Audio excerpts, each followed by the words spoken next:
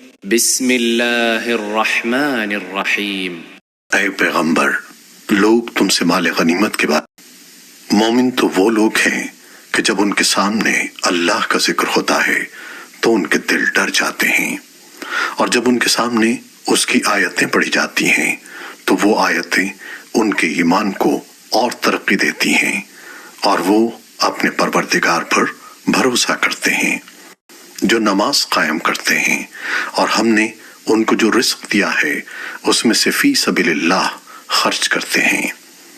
یہی لوگ ہیں جو حقیقت میں مومن ہیں، ان کے لیے ان کے رب کے پاس بڑے درجے ہیں، مغفرت ہے اور باعزت رزق ہے۔ مال غنیمت کی تقسیم کا یہ معاملہ کچھ ایسا ہی ہے جیسے تمہارے رب نے تمہیں اپنے گھر سے حق کی خاطر نکالا، جبکہ مسلمانوں کے ایک گروہ کو یہ بات ناپسند تھی۔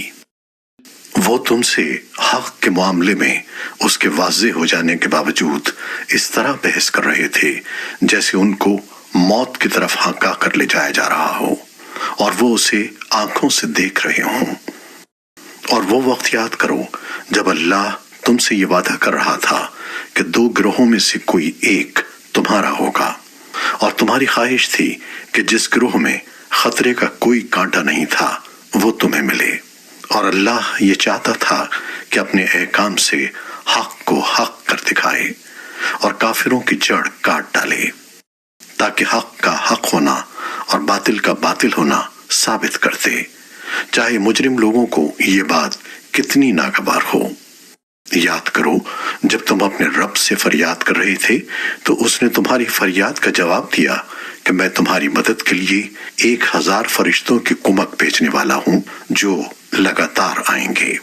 اور یہ وعدہ اللہ نے کسی اور وجہ سے نہیں بلکہ صرف اس لیے کیا کہ وہ خوشخبری بنے اور تاکہ تمہارے دلوں کو اطمینان حاصل ہو، ورنہ مدد کسی اور کے پاس سے نہیں، صرف اللہ کے پاس سے آتی ہے۔ یقیناً اللہ اقتدار کا بھی مالک ہے، حکمت کا بھی مالک۔ یاد کرو جب تم پر سے گھبراہٹ دور کرنے کے لیے وہ اپنے حکم سے تم پر غنودگی طاری کر رہا تھا اور تم پر آسمان سے پانی برسا رہا تھا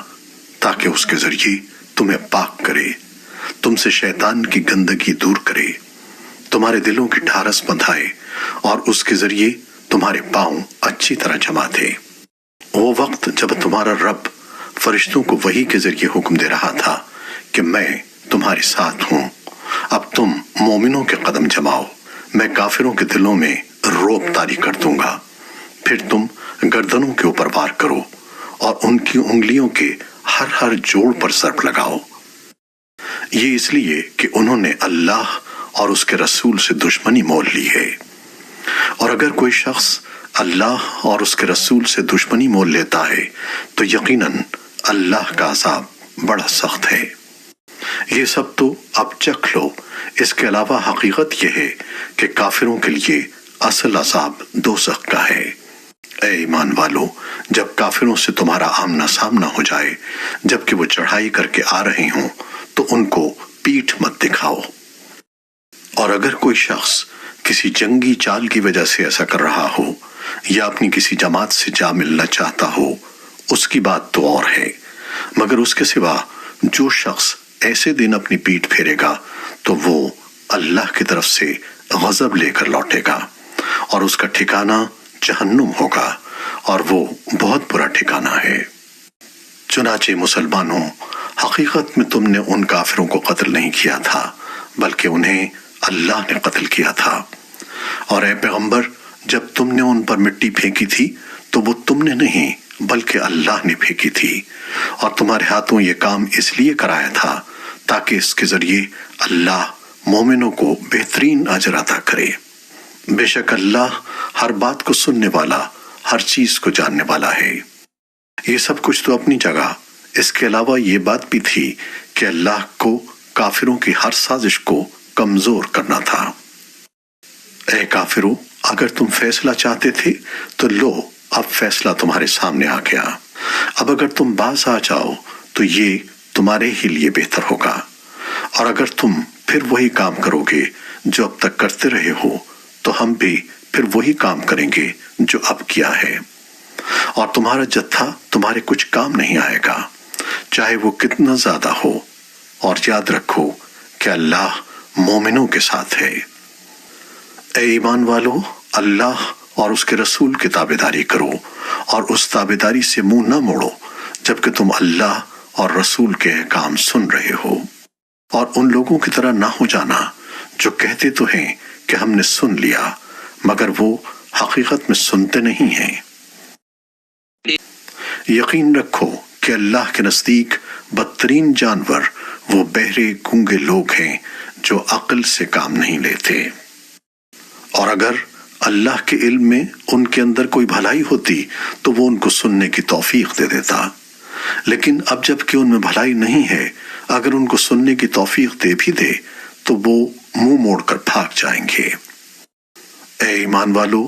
اللہ اور رسول کی دعوت قبول کرو جب رسول تمہیں اس بات کی طرف بلائے جو تمہیں زندگی بخشنے والی ہے، اور یہ بات جان رکھو کہ اللہ انسان اور اس کے دل کے درمیان آڑ بن جاتا ہے، اور یہ کہ تم سب کو اسی کی طرف اکٹھا کر کے لے جایا جائے گا،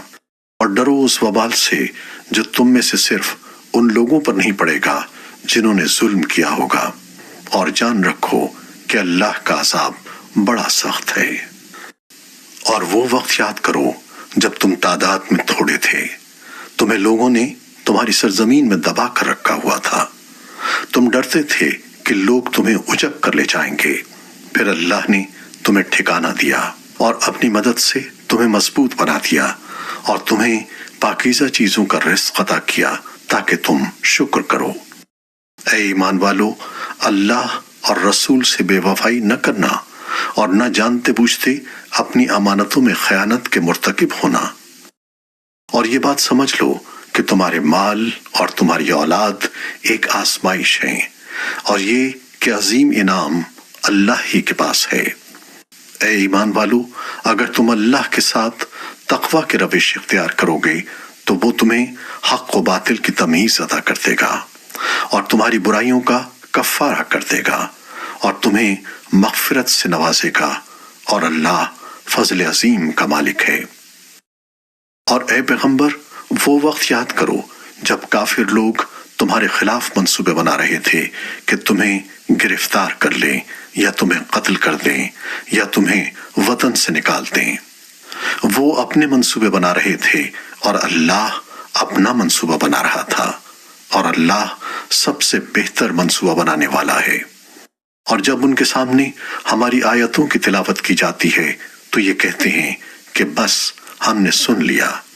اگر ہم چاہیں تو اس جیسی باتیں ہم بھی کہلائیں۔ یہ قرآن اور کچھ نہیں، صرف پچھلے لوگوں کے افسانے ہیں۔ اور ایک وقت وہ تھا جب انہوں نے کہا تھا کہ یا اللہ، اگر یہ قرآن ہی وہ حق ہے جو تیری طرف سے آیا ہے تو ہم پر آسمان سے پتھروں کی بارش برسا دے، یا ہم پر کوئی اور تکلیف دے عذاب ڈال دے۔ اور اے پیغمبر، اللہ ایسا نہیں ہے کہ ان کو اس حالت میں عذاب دے جب تم ان کے درمیان موجود ہو، اور اللہ اس حالت میں بھی ان کو عذاب دینے والا نہیں ہے جب وہ استغفار کرتے ہوں۔ اور بھلا ان میں کیا خوبی ہے کہ اللہ ان کو عذاب نہ دے جبکہ وہ لوگوں کو مسجد حرام سے روکتے ہیں، حالانکہ وہ اس کے متولی نہیں ہیں۔ متقی لوگوں کے سوا کسی قسم کے لوگ اس کے متولی نہیں ہو سکتے، لیکن ان میں سے اکثر لوگ اس بات کو نہیں جانتے۔ اور بیت اللہ کے پاس ان کی نماز سیٹیاں بجانے اور تالیاں پیٹنے کے سوا کچھ بھی نہیں، لہذا اے کافرو، جو کافرانہ باتیں تم کرتے رہے ہو ان کی وجہ سے اب عذاب کا مزہ چکھو۔ جن لوگوں نے کفر اپنا لیا ہے وہ اپنے مال اس کام کے لیے خرچ کر رہے ہیں کہ لوگوں کو اللہ کے راستے سے روکیں۔ نتیجہ یہ ہوگا کہ یہ لوگ خرچ تو کریں گے مگر پھر یہ سب کچھ ان کے لیے حسرت کا سبب بن جائے گا، اور آخر کار یہ مغلوب ہو جائیں گے۔ اور آخرت میں ان کافر لوگوں کو جہنم کی طرف اکٹھا کر کے لایا جائے گا تاکہ اللہ ناپاک لوگوں کو پاک لوگوں سے الگ کر دے، اور ایک ناپاک کو دوسرے ناپاک پر رکھ کر سب کا ایک ڈھیر بنائے، اور اس ڈھیر کو جہنم میں ڈال دے۔ یہی لوگ ہیں جو سراسر خسارے میں ہیں۔ اے پیغمبر، جن لوگوں نے کفر اپنا لیا ہے ان سے کہہ دو کہ اگر وہ باز آ جائیں تو پہلے ان سے جو کچھ ہوا ہے اسے معاف کر دیا جائے گا، اور اگر وہ پھر وہی کام کریں گے تو پچھلے لوگوں کے ساتھ جو معاملہ ہوا وہ ان کے سامنے گزر ہی چکا ہے۔ اور مسلمانوں، ان کافروں سے لڑتے رہو یہاں تک کہ فتنہ باقی نہ رہے اور دین پورے کا پورا اللہ کا ہو جائے۔ پھر اگر یہ باز آ جائیں تو ان کے اعمال کو اللہ خوب دیکھ رہا ہے، اور اگر یہ منہ موڑے رکھیں تو یقین جانو کہ اللہ تمہارا رکھوالا ہے، بہترین رکھوالا اور بہترین مددگار۔ اور مسلمانوں، یہ بات اپنے علم میں لے آؤ کہ تم جو کچھ مال غنیمت حاصل کرو اس کا 5واں حصہ اللہ اور رسول اور ان کے قرابت داروں اور یتیموں اور مسکینوں اور مسافروں کا حق ہے، جس کی ادائیگی تم پر واجب ہے، اگر تم اللہ پر اور اس چیز پر ایمان رکھتے ہو جو ہم نے اپنے بندے پر فیصلے کے دن نازل کی تھی، جس دن 2 جماعتیں باہم ٹکرائی تھیں، اور اللہ ہر چیز پر قادر ہے۔ وہ وقت یاد کرو جب تم لوگ وادی کے قریب والے کنارے پر تھے اور وہ لوگ دور والے کنارے پر، اور قافلہ تم سے نیچے کی طرف، اور اگر تم پہلے سے لڑائی کا وقت آپس میں طے کرتے تو وقت طے کرنے میں تمہارے درمیان ضرور اختلاف ہو جاتا، لیکن یہ واقعہ کہ پہلے سے طے کیے بغیر لشکر ٹکرا گئے اس لیے ہوا کہ جو کام ہو کر رہنا تھا اللہ اسے پورا کر دکھائے، تاکہ جسے برباد ہونا ہو وہ واضح دلیل دیکھ کر برباد ہو، اور جسے زندہ رہنا ہو وہ واضح دلیل دیکھ کر زندہ رہے، اور اللہ ہر بات سننے والا، ہر چیز جاننے والا ہے۔ اور اے پیغمبر، وہ وقت یاد کرو جب اللہ خواب میں تمہیں ان دشمنوں کی تعداد کم دکھا رہا تھا، اور اگر تمہیں ان کی تعداد زیادہ دکھا دیتا تو اے مسلمانوں تم ہمت ہار جاتے اور تمہارے درمیان اس معاملے میں اختلاف پیدا ہو جاتا، لیکن اللہ نے تمہیں اس سے بچا لیا، یقیناً وہ سینوں میں چھپی باتیں خوب جانتا ہے۔ اور وہ وقت یاد کرو کہ جب تم ایک دوسرے کے مد مقابل آئے تھے تو اللہ تمہاری نگاہوں میں ان کی تعداد کم دکھا رہا تھا اور ان کی نگاہوں میں تمہیں کم کر کے دکھا رہا تھا، تاکہ جو کام ہو کر رہنا تھا اللہ اسے پورا کر دکھائے، اور تمام معاملات اللہ ہی کی طرف لوٹائے جاتے ہیں۔ اے ایمان والو، جب تمہارا کسی گروہ سے مقابلہ ہو جائے تو ثابت قدم رہو اور اللہ کا کثرت سے ذکر کرو تاکہ تمہیں کامیابی حاصل ہو، اور اللہ اور اس کے رسول کی اطاعت کرو اور آپس میں جھگڑا نہ کرو، ورنہ تم کمزور پڑ جاؤ گے اور تمہاری ہوا اکھڑ جائے گی، اور صبر سے کام لو، یقین رکھو کہ اللہ صبر کرنے والوں کے ساتھ ہے۔ اور ان لوگوں کی طرح نہ ہو جانا جو اپنے گھروں سے اکڑتے ہوئے اور لوگوں کو اپنی شان دکھاتے ہوئے نکلے تھے اور دوسروں کو اللہ کے راستے سے روک رہے تھے، اور اللہ نے لوگوں کے سارے اعمال کو اپنے علم کے احاطے میں لیا ہوا ہے۔ اور وہ وقت بھی قابل ذکر ہے جب شیطان نے ان کافروں کو یہ سجھایا تھا کہ ان کے اعمال بڑے خوشنما ہیں، اور یہ کہا تھا کہ آج انسانوں میں کوئی نہیں ہے جو تم پر غالب آ سکے اور میں تمہارا محافظ ہوں۔ پھر جب دونوں گروہ آمنے سامنے آئے تو وہ ایڑیوں کے بل پیچھے ہٹا اور کہنے لگا، میں تمہاری کوئی ذمہ داری نہیں لے سکتا، مجھے جو کچھ نظر آ رہا ہے وہ تمہیں نظر نہیں آ رہا، مجھے اللہ سے ڈر لگ رہا ہے اور اللہ کا عذاب بڑا سخت ہے۔ اور یاد کرو جب منافقین اور وہ لوگ جن کے دلوں میں روک تھا یہ کہہ رہے تھے کہ ان مسلمانوں کو ان کے دین نے دھوکے میں ڈال رکھا ہے، حالانکہ جو کوئی اللہ پر بھروسہ کرے تو اللہ سب پر غالب ہے، بڑی حکمت والا ہے۔ اور اگر تم دیکھتے تو وہ عجیب منظر تھا جب فرشتے ان کافروں کی روح قبض کر رہے تھے، ان کے چہروں اور پشت پر مارتے جاتے تھے اور کہتے جاتے تھے کہ اب جلنے کے عذاب کا مزہ بھی چکھنا۔ یہ سب کچھ ان اعمال کا بدلہ ہے جو تم نے اپنے ہاتھوں آگے بھیج رکھے تھے، اور یہ بات طے ہے کہ اللہ بندوں پر ظلم کرنے والا نہیں ہے۔ ان لوگوں کا حال ایسا ہی ہوا جیسا فرعون کی قوم اور ان سے پہلے لوگوں کا حال ہوا تھا۔ انہوں نے اللہ کی نشانیوں کو ماننے سے انکار کیا، نتیجہ یہ ہوا کہ اللہ نے ان کے گناہوں کی وجہ سے انہیں اپنی گرفت میں لے لیا۔ یقیناً اللہ کی طاقت بڑی ہے اور عذاب بڑا سخت۔ یہ سب کچھ اس لیے ہوا کہ اللہ کا دستور یہ ہے کہ اس نے جو نعمت کسی قوم کو دی ہو اسے اس وقت تک بدلنا گوارا نہیں کرتا جب تک وہ لوگ خود اپنی حالت تبدیل نہ کر لیں، اور اللہ ہر بات سنتا، سب کچھ جانتا ہے۔ اس معاملے میں بھی ان کا حال ایسا ہی ہوا جیسا فرعون کی قوم اور ان سے پہلے لوگوں کا حال ہوا تھا۔ انہوں نے اپنے رب کی نشانیوں کو جھٹلایا، نتیجہ یہ ہوا کہ ہم نے ان کے گناہوں کی وجہ سے انہیں ہلاک کر دیا اور فرعون کی قوم کو غرق کر دیا، اور یہ سب ظالم لوگ تھے۔ یقین جانو کہ اللہ کے نزدیک زمین پر چلنے والے جانداروں میں بدترین لوگ وہ ہیں جنہوں نے کفر اپنا لیا ہے، جس کی وجہ سے وہ ایمان نہیں لاتے۔ یہ لوگ وہ ہیں جن سے تم نے عہد لے رکھا ہے، اس کے باوجود یہ ہر مرتبہ اپنے عہد کو توڑ دیتے ہیں اور ذرا نہیں ڈرتے۔ لہٰذا اگر کبھی یہ لوگ جنگ میں تمہارے ہاتھ لگ جائیں تو ان کو سامان عبرت بنا کر ان لوگوں کو بھی تتر بتر کر ڈالو جو ان کے پیچھے ہیں، تاکہ وہ یاد رکھیں۔ اور اگر تمہیں کسی قوم سے بدعہدی کا اندیشہ ہو تو تم وہ معاہدہ ان کی طرف صاف سیدھے طریقے سے پھینک دو۔ یاد رکھو کہ اللہ بدعہدی کرنے والوں کو پسند نہیں کرتا،